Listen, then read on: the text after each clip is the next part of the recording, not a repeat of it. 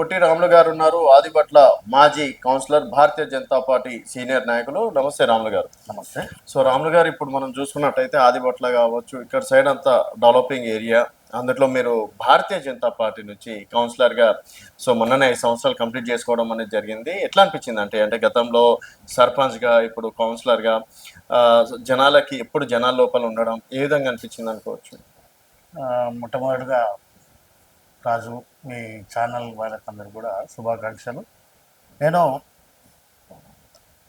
ప్రజలకు సేవ చేయాలనే ఉద్దేశంతో గత విద్యార్థి దశ నుండి కూడా చురుకుగా పాల్గొనేవాడిని. సేవా కార్యక్రమాలు కానీ, అలాగే ముఖ్యంగా ప్రజలకు ఏదన్నా పని పడ్డప్పుడు చదువు రాని వాళ్ళకి ఇతోధికంగా వాళ్ళకి కావాల్సిన సౌకర్యాలే కానీ ఇతరత్ర ఏదున్నా కూడా ఎంఆర్ఓ ఆఫీస్ పని కానీ ఇలాంటి వాళ్ళకి చాలా యువకునిగా ఉన్నప్పటి నుంచి కూడా ప్రజల కోసం తిరిగేవాడిని.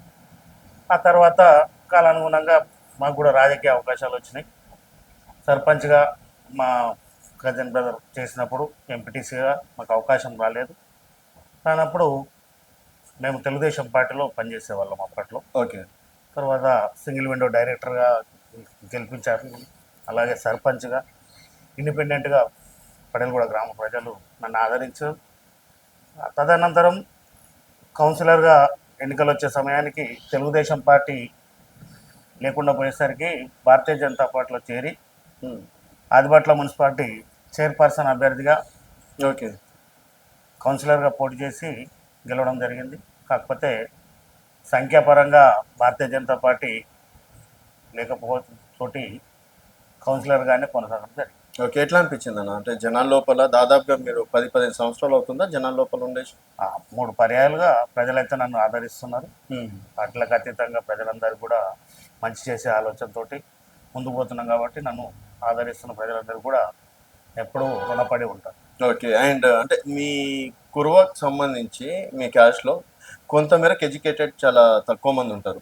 సో అందుట్లో నుంచి మీరు చదువుకొని మీ కుల సంఘానికి కావచ్చు, తర్వాత ప్రజలకి ఏ విధంగా అనిపిస్తుంది? అంటే సపోర్టింగ్ అనేది మీకు ఉందనుకోవచ్చు. నేను కేవలం కుర్మకులం అని కాదు, సమాజంలో ఉన్న ప్రతి బలహీన వర్గాల ప్రజలను కానీ, అలాగే ఇబ్బందులో ఉన్న ప్రతి ఒక్కరు కూడా నాకు తోచిన సాయం చేసే విధంగా ఒక కార్యాచరణ పెట్టుకొని గత 25 సంవత్సరాలుగా ప్రజల్లోనే ఉండుకుంటూ వాళ్ళ అవసరాలకు అనుగుణంగా వాళ్ళకి ఎలాంటి సలహాలు సూచనలు ఇచ్చుకుంటూ వాళ్ళకు మద్దతుగా వాళ్ళకు పని సహాయపడేదానికి నాకు ఇష్టం. అందుకనే ప్రజలు కూడా నన్ను 3 పర్యాయాలు ప్రతిసారి గెలిపించడం జరిగింది. ఓకే. అంటే ఇప్పుడు కౌన్సిలర్ కూడా అయిపోయింది కదా, నెక్స్ట్ గోల్ ఏమనుకుంటున్నారు? అంటే రాబోయే ఎలక్షన్స్ కూడా వస్తున్నాయి, స్థానిక సంస్థల elections and corporation elections. So మళ్ళీ రంగంలో దిగే అవకాశం ఉందా? చాలా అనుకుంటున్నారు వీటికి? ఖచ్చితంగా భారతీయ జనతా పార్టీ నాకు మంచి గుర్తింపునిచ్చింది. చేరిన కొత్తలోనే జిల్లా ఆఫీస్ బేరర్గా, జిల్లా కార్యదర్శిగా నన్ను బాధ్యతలు ఇచ్చి గౌరవించింది. కౌన్సిలర్గా అవకాశం ఇచ్చింది. రేపు కార్పొరేషన్లో మెర్జ్ అయితే కూడా కార్పొరేటర్గా అవకాశం ఇస్తుంది అనే నమ్మకం నాకుంది. ప్రజలకు కూడా, కార్యకర్తల్లో ప్రజల్లో కూడా మనకు ఆదరణ ఉంది కాబట్టి ఖచ్చితంగా మాకు అవకాశం ఇస్తాను. ఓకే. అంటే ఎందుకు అనిపించింది అన్న పాలిటిక్స్లోకి రావాలని చెప్పేసి? ఇక్కడ చూసుకున్నట్టయితే ఎంచక్క వేరే బిజినెస్లు చేసుకున్నా కూడా బ్రహ్మాండంగా బాగుపడేటట్లున్నాయి. సో రాజకీయాలంటే ఒకరు తిడతారు, ఒకరు పొగుడతారు, ఒకడు నైట్ 12 గంటలకు ఫోన్ చేస్తారు, రకరకాల ఇబ్బందులు ఉంటాయి కదా. అంటే ఎప్పుడైనా సరే అనిపించిందా ఈ రాజకీయాలకు ఎందుకు వచ్చినా అని చెప్పేసి? గతంలో ఒక సీనియర్ కాంగ్రెస్ నాయకుడు నాతో ఇదే ప్రశ్న అడిగిండు. ఏ రోజైనా ఎందుకు వచ్చిన ఈ రాజకీయాలకి, సర్పంచ్గా ఉండి ఎవరితోటైనా అనిపించుకున్నామా? అతను కూడా చేసిన వ్యక్తి. అంటే నేనన్నాను, పటేలగూడ గ్రామ ప్రజలు నన్ను తెలుగుదేశం, కాంగ్రెస్, ఇతరత్ర పార్టీల నుంచి ఉన్నా కూడా ఇండిపెండెంట్గా ఏ పార్టీ మద్దతు లేకుండానే నన్ను భారీ మెజార్టీతో గెలిపించడం జరిగింది. నన్ను ఏ రోజు కూడా ప్రజలు వాళ్ళ అవసరాన్ని బట్టి నేనే ముందుగా వెళ్ళి వాళ్ళ అవసరాన్ని తీర్చేవాడిని. ప్రజల సమస్యలు ఏదున్నా కూడా క్లియర్గా అడ్రస్ చేసేవాడిని. గ్రామ సభల్లో ప్రతి ఒక్కరికి, అంటే 5 సంవత్సరాల పూర్తి కాలంలో కూడా ఏ రోజు కూడా యునానిమస్ తప్ప ఒక్కరోజు కూడా ఒక ప్రశ్న లేవనెత్తిన క్వశ్చన్ ఎవరు రాలేదు. కారణం ఏంటంటే నాకు క్లియర్గా అందరి పట్ల నేను సమభావంతో చూసినాం కాబట్టి ఖచ్చితంగా నాకు ఏ రోజు కూడా ఇబ్బంది కలగలేదు. అలాగే కౌన్సిలర్గా కూడా ప్రజలకు కావాల్సిన అవసరాలు సౌకర్యాల కోసం వాళ్ళకంటే ముందుగా నేనే వెళ్ళి పరిష్కరించేవాడిని కాబట్టి ఇక్కడ కూడా నాకు ఇబ్బంది జరగలేదు. అయితే ఇప్పుడు ఆదికోట్లో మంచి ఏరియానా, కమర్షియల్ ఏరియా? మీరు కూడా సెటిల్మెంట్లు తర్వాత ఇంకేదో చేస్తుంటారా? డబ్బులు కమాయించాలి, కార్యకర్తలకు పెట్టాలి, సో అవన్నీ ఉంటాయి కదా, రేపు ఎలక్షన్స్లలో పోటీ చేయాలి, అది ఇది అంటే, సో మీరు కూడా రంగంలో దిగుతారా ఆ విషయంలో? అంటే అందరూ ఒకేలా ఉండరు. ఉమ్, నేను ఎప్పుడైతే ప్రజా జీవితంలో ఉండాలనుకున్నానో ఏ వ్యాపారం లేదు, నాకు ఏ సెటిల్మెంట్ లేదు. ఏదన్నా ఉంటే మా పెద్దలు సంపాదించిన ఆస్తి కొంత ఉంటే అమ్మి ఖర్చు చేస్తున్నాం తప్ప సంపాదన అనేది, అవినీతి అనేది ఎక్కడ కూడా నా దృష్టికి అంటే నా ఓకే. నా ఆలోచనలే లేదు.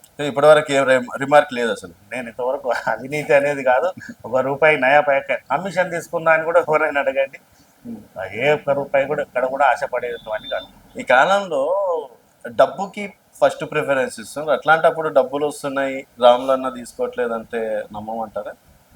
మీరు కావాలంటే తెలుసుకోండి, 15 వార్డు కౌన్సిలర్లు ఉన్నారు. ఉమ్, ఒక్క రూపాయి కాంట్రాక్టర్ దగ్గర కానీ, ఉమ్, ఏదైనా రియల్టర్ దగ్గర కానీ, వ్యాపారంలో ఏదైనా రియల్ ఎస్టేట్ వ్యాపారంలో కానీ ఎక్కడ కూడా నేను ప్రజల సొమ్ముకు ఆశపడి లేను. ప్రజల కోసం, వాళ్ళ సేవ కోసం వచ్చిన తప్ప పార్టీ పేరు చెప్పి బిల్డర్లను బెదిరించి తీసుకునే రకం కాదు. అలాంటి వాళ్ళు ఉన్నారు మున్సిపాలిటీలో. అందుకనే వాళ్ళకు తగ్గట్టుగా మేము కూడా రాజకీయాలు గట్టిగానే చేసినాం. మేము అనుకున్న వాళ్ళని దించినాము, మళ్ళీ వచ్చిన వాళ్ళని కూడా గట్టిగా పని చేయించుకున్నాం. ఈరోజు అభివృద్ధిలో కూడా అందరూ కూడా మా వార్డుకి కూడా మంచి అభివృద్ధి జరిగింది.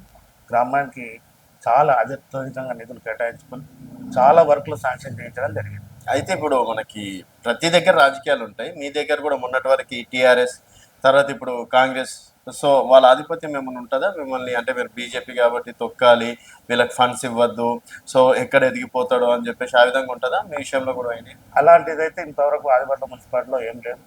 నేను ప్రతిపక్షంలో ఉన్నప్పుడు కూడా నా వార్డు కావాల్సిన ప్రతి పనికి అన్ని కూడా శాంక్షన్ చేయించుకొని వర్క్స్ అన్ని కూడా దానికోసం పార్టీ మారాల్సిన అవసరం ఉండాలి. మారాల్సిన అవసరం లేదు. ఏదో అభివృద్ధి కోసం పార్టీ మారుతామని ఎమ్మెల్యేలే అంటారు కానీ ఆ అలవాటు వాళ్ళకే ఉంటుంది. ఎందుకంటే అధికార దానంతో సంపాదన మీద దృష్టి పెట్టుకునే వాళ్ళకు అది ఉంటుంది తప్ప ప్రజలలో ఉండే వాళ్ళకి అభివృద్ధి చేయాలంటే ఉన్న నిధులని మన వార్డుకి ఎంత అవసరం ఉన్నాయో దాని ప్రయారిటీ ప్రకారంగా పని చేయించడం జరిగింది. రేపన్నాడు మీకే ఒకవేళ కార్పొరేటర్గానే గెలిచింది అనుకో, కార్పొరేటరే అయింది అనుకో, తర్వాత వేరే పార్టీ వచ్చింది అనుకో, ఆఫర్ ఇస్తే పోరా? మీరు తెలుసుకోవాలి, ఆదిపట్ల మున్సిపాలిటీలో ఎన్నికలప్పుడు ఈక్వల్ నెంబర్స్ వచ్చినాయి. 15 వార్డులలో 6 బీఆర్ఎస్ గెలిచింది, 8 కాంగ్రెస్ గెలిచింది. ఎక్స్ అఫీషియల్ బీఆర్ఎస్ వాళ్ళు 3 తెచ్చుకున్నారు. ఇప్పుడున్న కోమటిరెడ్డి వెంకటరెడ్డి గారు కాంగ్రెస్ తరఫున ఎక్స్ అఫీషియల్గా వచ్చారు. అట్లా కూడా 9 అయితే నాకు మున్సిపల్ చైర్మన్ పదవి ఆఫర్ ఇచ్చి ₹1,00,000 అప్పుడే రూపాయలు నువ్వు ఎలక్షన్లో పెట్టినావు కదా, అంతకంటే ఎక్కువ ఇస్తామని కూడా డబ్బులు కూడా ఆఫర్ ఇచ్చారు, పదవి ఆఫర్ ఇచ్చారు. డబ్బులకి లొంగేవాడిని కాదు, పదవులకు కూడా అవసరం లేదు. ఎందుకంటే ప్రజలు ఇచ్చిన తీర్పు కాంగ్రెస్ పార్టీకి అత్యధికంగా కౌన్సిలర్ గెలిపించడం జరిగింది కాబట్టి ఆ ప్రజల మద్దతు ఉన్న పార్టీకి మద్దతు ఇద్దామని పోతే ఇక్కడ నెగ్గి అక్కడ పోయారు తప్ప నేను పార్టీ పదవుల గురించి కానీ డబ్బుల గురించి కానీ ఆలోచన చేయలేదు. ప్రజల పక్షాన నిలబడి ఈరోజు అభివృద్ధి అయితే సాధించడం జరిగింది. వెంకటరెడ్డి గారు అంత పెద్ద ఆఫర్ ఇస్తే ఎందుకు కాదనుకుంటారు? వెంకటరెడ్డి గారు ఇక్కడ బీఆర్ఎస్ నుంచి మంచిరెడ్డి కిషన్ రెడ్డి గారు చైర్మన్ పదవి డబ్బులు ఓకే అయినప్పటికీ కూడా నేను పార్టీ మారలేదు. అంతకుముందు కూడా నేను పార్టీ మారలేదు, కాకపోతే తెలుగుదేశం పార్టీ లేకుండా ఉంది. ఓకే, సో అందరితో ఇట్లా నవ్వుకుంటుంటారా? అప్పుడప్పుడు సీరియస్ గా కూడా మహేష్ అన్న దాంట్లో కోపం రాదు. గత 20 ఏళ్ళుగా మంచి చెడు తిరుగుతా ఉన్నాం, కష్టపడుతుంది. ఓకే, అండ్ ఇప్పుడు ఏందన్న మొత్తం మీ బీసీలకు సంబంధించి కులగణన చేసినామని చెప్పేసి అసెంబ్లీలో కూడా బిల్ పాస్ అయ్యింది. సో మరి బీసీలు అందరూ కాంగ్రెస్ సైడ్ వెళ్ళిపోతారు అనుకోవచ్చా? మరి బీజేపీ పరిస్థితి ఏంది? అక్కడ పీసీసీ అధ్యక్షుడిని నియమించింది, ఇప్పటి వరకు ఇక్కడ మీ బీజేపీ రాష్ట్ర అధ్యక్షుడు కూడా ఎవరు వస్తారో కూడా తెలియని డైలమాలో ఉన్నారు. ఒకటి, బీసీలకు కాంగ్రెస్ పార్టీ ఈరోజు పిసిసి అధ్యక్షుని చేసిన అంటున్నది. భారతీయ జనతా పార్టీ ఎంతోమందిని చేసింది, తెలంగాణలో కాదు ఉమ్మడి ఆంధ్రప్రదేశ్లో కానీ. దత్తాత్రేయ గారు చేశారు, ఇప్పుడు బండి సంజయ్ గారు చేశారు, అంతకుముందు లక్ష్మణ్ గారు చేశారు. 3 సంవత్సరాలకు ఒకసారి మారే పదవికి తనని తీసేసి వేరే ఆయన పెట్టారంటే బీసీ ముఖ్యమంత్రి అభ్యర్థిగా పెట్టినాం కాబట్టి ఒక ఓసీకి అవకాశం ఇవ్వడం జరిగింది. అదే కాంగ్రెస్ పార్టీలో చూడండి, ముఖ్యమంత్రి పదవి మంత్రివర్గంలో అందరు ఉంటారు. 42%, 56% కాస్త 42 అంటాడు. ఈరోజు ఒక మహేష్ కుమార్ గౌడ్కి ఒక పిసిసి అధ్యక్షుడు ఇవ్వగానే బీసీలకు ఏదో న్యాయం చేసినాం అనేది అబద్ధం. క్లియర్గా ఈరోజు చూస్తే కనుక ఆ కాంగ్రెస్ పార్టీలో ఎంపీ టికెట్లు ఇచ్చేటప్పుడు కానీ ఎమ్మెల్యే అప్పుడు కానీ గెలిపించుకునే సత్తా ఉన్నప్పుడు బీసీలకు ఆ రోజు ఇబ్బంది. ఈరోజు మంత్రివర్గంలో ఇవ్వలేని నామినేటెడ్ పోస్టులో ఎక్కడ కూడా బీసీలకు ఇవ్వరు. అలాంటి వాళ్ళు ఇట్లా చెప్తుంటే ఎట్లుందంటే ప్రతి ఒక్కరికి అర్థమవుతుంది. ఈరోజు కులగణన చేసినప్పుడు అసెంబ్లీలో ఆయన తీసుకున్న ఏదైతే వాగ్దానం ఇచ్చి ఏం చేసిందో ఈరోజు 42% అంటున్నారు. 42%లో ఈబీసీలు అని ఒక మాట అన్నాడు. ఈబీసీలని ఇందులోకి చేర్స్తాడో తెలియదు. మైనార్టీలను తీసుకొచ్చి 10% ఇందులోనే కలుపుతున్నాడు. రేపు రాజకీయ వాటానే కాకుండా రిజర్వేషన్లలో, ఉద్యోగ నియామకాల్లో, ఖాళీ సీట్లలో ప్రతి ఒక్క దాంట్లో కూడా ఈరోజు ముస్లింలను తీసుకొచ్చి ఆ కేసీఆర్ అట్లా చేసిండు. ఇప్పుడు ఈయన కూడా చేసి మన అసలైన బీసీలకు మోసం చేయడం జరుగుతుంది. ఓకే, బీసీలకు ఆయన న్యాయం చేసేది ఎక్కడ ఎవరు నమ్మరు. బీసీలు ఈరోజు భారతీయ జనతా పార్టీ తరఫున ముఖ్యమంత్రి అభ్యర్థిగా ప్రకటించింది. అలాగే ఈరోజు ప్రధాని స్వయంగా ఒక బీసీ. కేంద్ర మంత్రివర్గంలో కూడా ఈరోజు 27 మంది పోర్ట్ఫోలియోలు ఉన్నాయి. ఓకే, ఏ కాంగ్రెస్ ప్రభుత్వం ఏ రోజు కూడా బీసీల పక్షాన లేదు. కేవలం పెత్తందారులు, ఉన్నత వర్గాలకు మాత్రమే వాళ్ళు ఆశిస్తారు. కుటుంబ పార్టీ అలాంటి వాళ్ళు భారతీయ జనతా పార్టీ కావడం మాత్రం చాలా సిగ్గుచేడు. అయితే ఇప్పుడు ఎవరికో ఒకరికి మనం ఒక స్థాయికి ఎదగాలంటే అండదండలు, ఒక గురువు అనే పొజిషన్ అవసరం ఉంది. సో రాములకి ఆ రేంజ్లో ఉందనుకోవచ్చా ఫాలోయింగ్? ఇప్పటి వరకు అయితే నాకు గురువు అనే వాళ్ళు ఏం లేరు. అందరిని కలుపుకొని పోతున్నాం. నేను ఎన్నుకోబడ్డది అయితే స్థానిక సంస్థలోనే కాబట్టి పై స్థాయికి పోయింది ఏం లేదు. చూడాలి, రేపు పార్టీలో అవకాశం వస్తే అందరితో కలుపుకొని పోయే విధంగానే ఉంటుంది. అంటే ఆశ లేదా రేపు ఎమ్మెల్యే అవుదాం, ఎంపీ అవుదాం అట్లాంటి గోల్స్ ఏం లేదా? చాలా మనకి ఇటుకే కౌన్సిలర్, కార్పొరేటర్లు ఇక్కడ వరకే చాలా అనుకుంటున్నారు. ఖచ్చితంగా పై ఉన్నత స్థాయికి ఎదగాలని ఉంటుంది. ఓకే, ఉన్నతంగా సేవలు అందించాలనే ఉద్దేశంతో ఇక్కడ రాజకీయ రంగంలో ఉన్నాం. ఖచ్చితంగా రేపటి భవిష్యత్తులో పార్టీ ఏ అవకాశాలు అన్నింట్లో అర్హత ఉంది. నాకు అడిగేటప్పుడు అవకాశం ఇస్తే ఖచ్చితంగా ప్రజల్లో ఆదరిస్తారని నమ్మకం. సో ఇప్పుడు ఆదిబట్ల అనేది చిన్న ఒక ఎంత ఒక 5-6 వేల ఓట్లు ఉంటాయా? ఆదిబట్ల మున్సిపాలిటీ మొత్తం 16,000. 16,000 ఓట్లు. ఇప్పుడు అసెంబ్లీ నియోజకవర్గం అంటే దాదాపుగా కోట్లాది మంది ఉంటారు. మరి అంత మందిలో రాములని, పొట్టి రాములని గెలిపించుకుంటారా? లేకపోతే పొట్టి రాములు జూనికనే ఎట్లుంటాడు, అసలైన రూపం వేరేది ఉందంటాడు? నేను ఇప్పుడు ఆ స్థాయిలో పోటీ చేస్తానని చెప్పలేదు. టైం అవకాశం వస్తే అన్ని సమీకరణల దృష్ట్యా మన బీసీలకే వచ్చింది అవకాశం. ఉన్న దాని ప్రకారంగా అవకాశం పార్టీ ఇవ్వాలి. పార్టీ ఇచ్చినప్పుడు ఖచ్చితంగా సో గోల్ అయితే ఉంది. గోల్ ఖచ్చితంగా. సో అప్పుడు కూడా ఇట్లా ఉంటారా? ఇదే స్మైల్ ఇంతే. మరి అప్పుడైతే డబ్బులు కావాలి కదా అందరికి పంచడానికి, అవన్నిటికీ అయితే డబ్బు అనేది కావాలి కదా. మరి ఎట్లా సంపాదిస్తారు? ఇప్పుడు అంటే ఏదో 2-3 ఎకరాలు అమ్మి ఏదో నడిపిస్తున్నారు అనుకో, అప్పుడు అమ్మడానికి ఏం లేకపోతే అది ప్రజలు ఆ రోజు ఆదరిస్తే మాకు అవకాశం వచ్చినప్పుడు కదా మాట్లాడాలి. ఇప్పుడు అంత పెద్ద స్థాయిలో మనం మాట్లాడలేదు. కాకపోతే కార్పొరేటర్ లేదంటే ఒక జెడ్పీటీసీ అట్లాంటి మన అవకాశం ఇస్తే డబ్బులతో పెద్ద పని ఏమి ఉండదు. అంతేనా? నేను 3 ఎన్నికల్లో కూడా ఎదుటి వాళ్ళు డబ్బులు పెడితే నేను డబ్బులు పెట్టకుండా గెలిచినాను. ఓకే, మా మండలంలో ఎక్కడ పోయినా పుట్టిరాములు అంటే ప్రతి అవసరానికి వచ్చే మనిషి, న్యాయానికి మాట్లాడే మనిషి అనే ఒక పేరుంది. రేపు నన్ను ఆదరిస్తారని నమ్మకం. అంటే ఏ బాధ్యత ఇచ్చినా ప్రజల నుంచి నాకు ఖచ్చితంగా సానుకూల వాతావరణమే ఉంటుంది. ఓకే, రేపు గెలిచిన తర్వాత వేరే పార్టీలకి అయితే అట్లా వెళ్ళడం ఏముండదు. అట్లాంటి అంటే అది కాదు, భారతీయ జనతా పార్టీని ఇక్కడ సైడ్ ఆల్మోస్ట్ నమ్మట్లేదు. సెకండ్ బీఆర్ఎస్కి నెక్స్ట్ చాయిసెస్ ఉన్నాయి. ఇప్పుడు మీరేమో భారతీయ జనతా పార్టీ సింబల్ తోటి వెళ్దాం అనుకుంటున్నారు. బీజేపీకి ఉందనుకోవచ్చా మీ సర్కిల్లో? మీ భారతీయ జనతా పార్టీ గత పార్లమెంట్ ఎన్నికల్లో ఇబ్రాహీంపట్నంలో చాలా రెట్టింపు ఉత్సాహంతో కార్యకర్తలు పనిచేశారు. ఆల్మోస్ట్ కాంగ్రెస్ పార్టీకి వచ్చినన్ని ఓట్లు వచ్చినాయి. కేవలం 4,000 ఓట్లు మాత్రమే తక్కువ ఈ కాన్స్టిట్యూన్సీలో. అందులో ఆదిబట్ల మున్సిపాలిటీలో మేము అత్యధికంగా 3,000 మెజార్టీ ఇచ్చినాం. మెజార్టీ వచ్చింది. కాంగ్రెస్ పార్టీ పైన గెలిచిన కాంగ్రెస్ పార్టీ అభ్యర్థి పైన బీజేపీకి 3,000 ఓట్లు అత్యధికంగా మేము ఇచ్చినాం. ఓకే, అలాగే ఇబ్రాహీంపట్నం కూడా ఇక్కడ మన చుట్టుపక్కల ఖచ్చితంగా ఆదరిస్తారు భారతీయ జనతా పార్టీని. నరేంద్ర మోడీ గారు చేస్తున్న పని అర్థమవుతుంది. పేదలందరికీ కూడా చేస్తున్న ఆయన సంక్షేమ ఫలాలు కూడా చేరుతున్నాయి. పథకాలన్నీ కూడా ప్రజలలోకి వెళ్తే ఖచ్చితంగా ఆదరిస్తారు. గతంలో అంటే ప్రత్యామ్నాయంగా నిలబడలేకపోయినాం. పార్లమెంట్ ఎన్నికల్లో వచ్చేసరికి ఖచ్చితంగా మా బలం నిరూపితమైంది. అసలు నెక్స్ట్ గెలిచే ఛాయిసెస్ ఉన్నాయా? అంటే మళ్ళీ బీఆర్ఎస్ కానీ ఇప్పటివరకు రేపు అంటే రాబోయే కాంగ్రెస్ కి అవకాశం ఇచ్చాడు, బీఆర్ఎస్ కి 10 సంవత్సరాలు వచ్చిండు. ఇంకా భారతీయ జనతా పార్టీ ఎప్పుడు ప్రతిపక్ష హోదానే అనుకోవచ్చా? అయితే ఇక్కడ చాలా అనుకుంటుండ్రు ఎన్ని స్థానాలు. తెలంగాణలో ఖచ్చితంగా భారతీయ జనతా పార్టీ రాబోయే ఎన్నికల్లో సత్తా చాటుతుంది. ఖచ్చితంగా భారతీయ జనతా పార్టీ అధికారంలోకి వస్తుంది. ఎందుకంటే తెలంగాణకు పోరాడిన వ్యక్తిగా 2 సార్లు అవకాశం ఇచ్చారు. అలాగే తెలంగాణ ఇచ్చింది అనే ఉద్దేశంతో కాంగ్రెస్కి అధికారం ఇచ్చారు.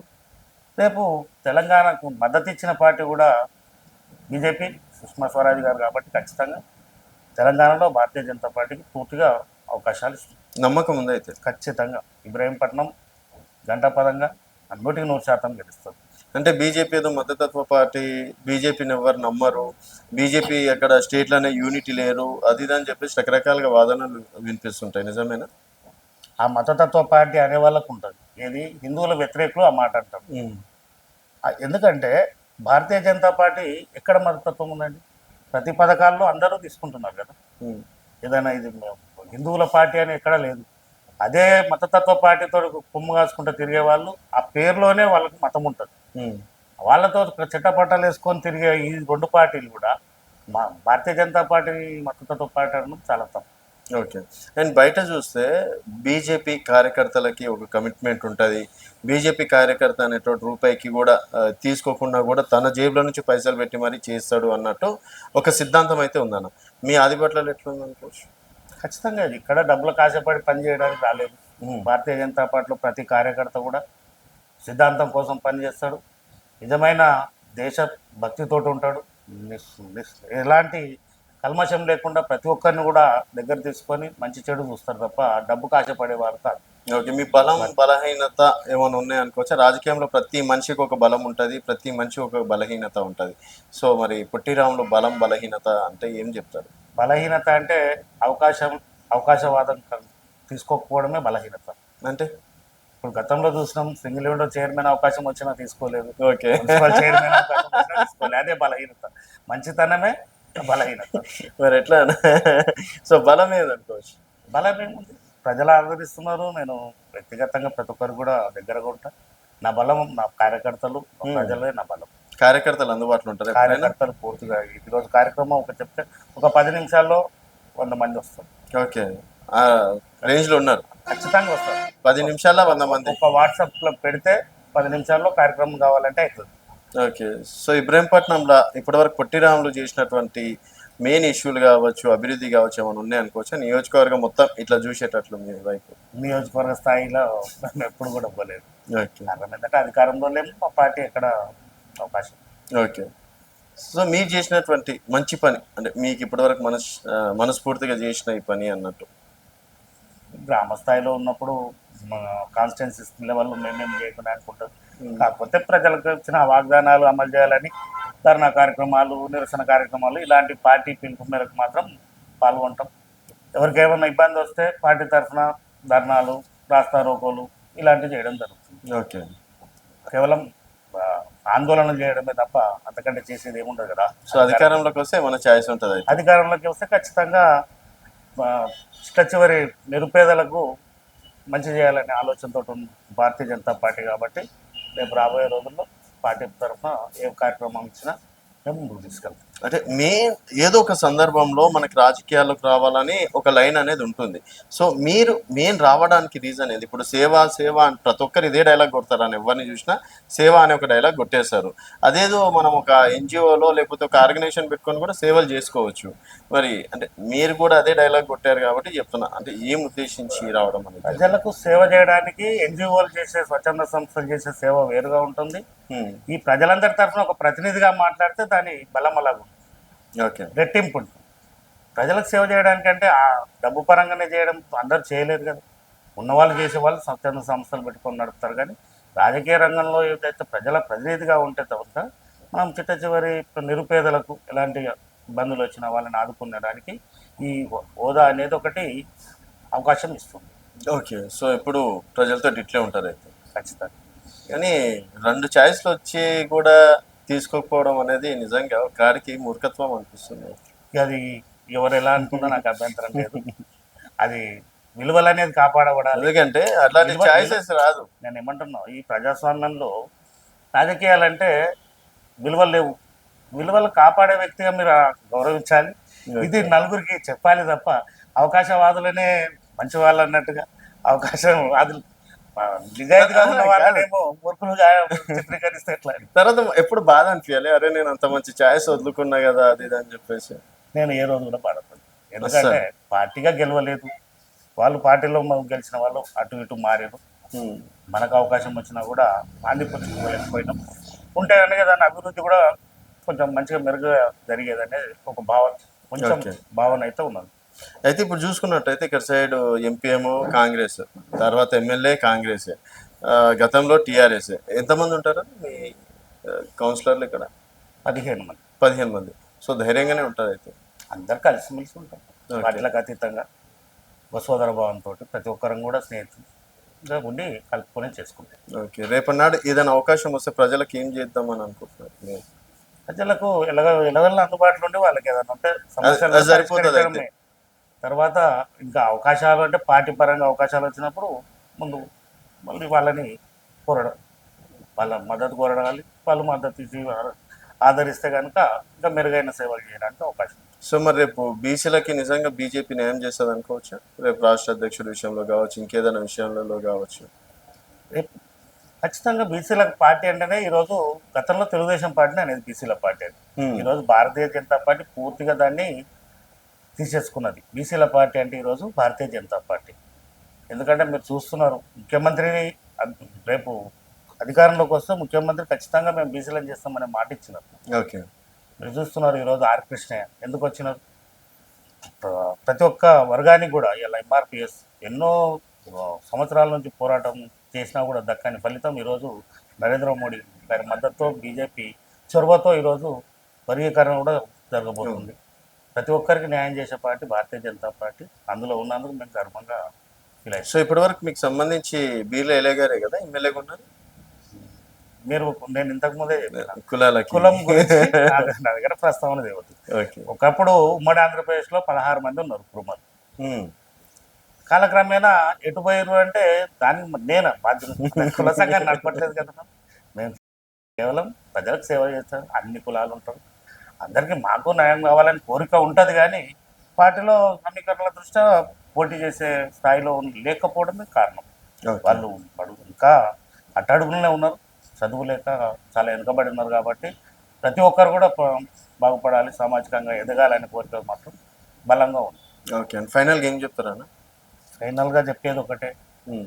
ఈ కాంగ్రెస్ పార్టీ గతంలో ఇచ్చిన వాగ్దానాలు, హామీలు ఏదైతే అమలు నోచుకుంటలేవు. సంవత్సరం జరిగిపోయింది. టీఆర్ఎస్ గతంలో ఒకరికిచ్చి 90 మందికి పంచాయతీ పెట్టిండు. హ్మ్. ఈయన కూడా రేపు పొద్దుగాల ప్రతిదీ దరఖాస్తులు తీసుకోవడం. కాంగ్రెస్ పార్టీలో ఎవరైతే ధనవంతులు ఉన్న వాళ్ళకే రేషన్ కార్డులు ఇవ్వడం చూస్తున్నాం. ఇందిరా మిల్లు అంటున్నాడు, అవి ఎక్కడ అమలు కావాలి. రైతు భరోసా ఎక్కడ చేయలేని పరిస్థితిలో ఉన్నాడు. ఖచ్చితంగా కాంగ్రెస్ పార్టీని నమ్మి మోసపోయారు. కాబట్టి ప్రజలు రేపు రాబోయే కాలంలో కాంగ్రెస్ పార్టీని గద్దెదించి భారతీయ జనతా పార్టీకి మద్దతు ఇస్తే కనుక ఎలాంటి అవినీతి లేకుండా ప్రజల సంక్షేమం కోసం న్యాయమైన పోరాటం చేసి ప్రజల నుంచి ఆదరణ పొంది భారతీయ జనతా పార్టీ గెలవాలని కోరిక. సో మీ ఏరియాలో నిజంగా వ్యతిరేకత వచ్చిందా జనాలు అనుకుంటున్నట్టు, లేకపోతే అదంతా సోషల్ మీడియా సృష్టి? జనాలు మీ దగ్గర మీరు వార్డు సభల్లో కానీ గ్రామ సభల్లో కానీ నిర్వహించడం జరిగింది. ఇక్కడ కనీసం ఒక నోడల్ ఆఫీసర్ కాదు, ఉట్టి సూపర్ అంటే చిన్న స్థాయి బిల్ కలెక్టర్లను పెట్టి దరఖాస్తులు తీసుకోవడం తప్ప, మీరు లబ్ధిదారులను ఎన్నుకున్నారు, గ్రామ సభ నుంచి ఆమోదం తీసుకున్నారు. ఆ లబ్ధిదారుల పట్ల గ్రామంలో అడిగితే తెలుస్తుంది. ఏ గ్రామంలోకి వెళ్ళినా కాంగ్రెస్ పార్టీ నాయకులకి ఆస్తులు అంతే ధనవంతులకు మాత్రమే అది చెందింది. ఏదో నలుగురికి మీద వాళ్ళకు కూడా వచ్చింది, రాలేదని కాదు. ఎక్కడ ఈరోజు చెప్పిన పాటలకు రేపు విలువ లేదు. చూస్తున్నాం మనం. 6 నెలల నుంచి రైతు భరోసా ఇస్తా అంటున్నది ప్రభుత్వం. రైతులకు వేయడానికి ఏమైంది మద్దతు ధర ఇస్తా అంటున్నాం. చూద్దాం ఎట్లా. రుణమాఫీ చేసేది కదా లక్షలు. రుణమాఫీ 30% మందికి కూడా కాలేదు. 30% కూడా. టోటల్గా వాళ్ళు చెప్తున్న అధికారులు లెక్కలే కదా. ఓకే. వాళ్ళు చెప్పింది 42,000 కోట్లు వేవ్ చేస్తా అన్నారు. 42 కోట్లలో మీకు చేసింది రైతు భరోసా డబ్బులు 2 ప్రతిహార ఇవ్వకపోవడంతో అవి 17-18 వేల కోట్లు ఏదో వేవ్ ఆఫ్ అయినట్టుంది. ఆ శాతానికి చూసుకుంటే మీరు డెఫినెట్గా అదే 35-30. ఓకే. సో రాబోయేది బీజేపీ రాజ్యమే ఖచ్చితంగా. భారతీయ రామరాజ్యం అనుకోవచ్చా? ఖచ్చితంగా బీజేపీ తెలంగాణలో అడుగు పెట్టబోతున్నాం. దక్షిణాదిలో గతంలో కర్ణాటకలో పెట్టాం. ఈరోజు ఖచ్చితంగా రేపు రాబోయే కాలంలో భారతీయ జనతా పార్టీ అధికారంలోకి. సో ఈ స్థానిక సంస్థల ఎన్నికల నుంచి ముహూర్తం పెట్టారా? ఈ స్థానిక సంస్థల ఎన్నికల్లో భారతీయ జనతా పార్టీ తరఫున అంటే జడ్పీటీసీలు, ఎంపీటీసీలు, ఎంపీపీలు చాలా అత్యధికంగా గెలుచుకుంటాం. గతంలో ఎన్నడూ లేని విధంగా మాత్రం ఖచ్చితంగా చెప్పగలుగుతాం. అంటే డబ్బులు పంచుతారా ఎట్లా? డబ్బులు ఇది వ్యక్తిగతం, గ్రామాల్లో వ్యక్తిని బట్టి ఉంటుంది. ఈరోజు భారతీయ జనతా పార్టీ పట్ల చాలా మంది అసలు క్యాండిడేట్లు లేరు బీజేపీకి అని చెప్పేసి అంటారు. నేను చూస్తే ఇబ్రహీంపట్నం మండలంలో ప్రతి గ్రామంలో ఇప్పుడు యాచారం ఎంపీపీగా ఉన్నారు, మంచాల్లో వైస్ ఎంపీపీ ఉన్నారు. ఇప్పుడు ఇక్కడ మేము కౌన్సిలర్లు ఉన్నాం. ఇబ్రహీంపట్నంలో గతంలో కూడా కౌన్సిలర్లు ఉన్నారు. సో ఓట్ బ్యాంక్ ఉంది అయితే ఇక్కడ చాలా ఓట్ బ్యాంక్ ఉంటుంది. కాకపోతే ఏంటంటే మనం ప్రత్యామ్నాయం కాలేకపోయినాం గతంలో పొత్తులో ఉండడం వల్ల. తర్వాత పార్టీగా ప్రత్యామ్నాయం కాలేక వెనకాల పడింది. కానీ పార్లమెంట్ ఎన్నికలు వచ్చేసరికి వాళ్ళ సత్తా చాటి. ఓకే రాములన్న, చూద్దాం మీ కాన్ఫిడెన్స్ అండ్ జనాలు నిజంగా మిమ్మల్ని ఎంతవరకు ఆదరిస్తారు అనేది చూద్దాం. రేపు స్థానిక సంస్థల ఎన్నికలు కావచ్చు, మీరు ఏదన్నా నిలబడితే జనాలు నిజంగా మీ గురించి ఏమనుకుంటున్నారు అనేది కూడా ఆ రోజు కూడా వచ్చి డెఫినెట్గా అన్న మీ గురించి ఇది చెప్తున్నారని చెప్పేసి చెప్తాను. థ్యాంక్ యూ అన్న, thank you so much. So ఇది పొట్టి రాములు గారితో స్పెషల్ చిట్ చాట్. మరొక గెస్ట్తో మళ్ళీ కలుద్దాం. చూస్తూనే ఉండండి తెలంగాణ వెలుగు.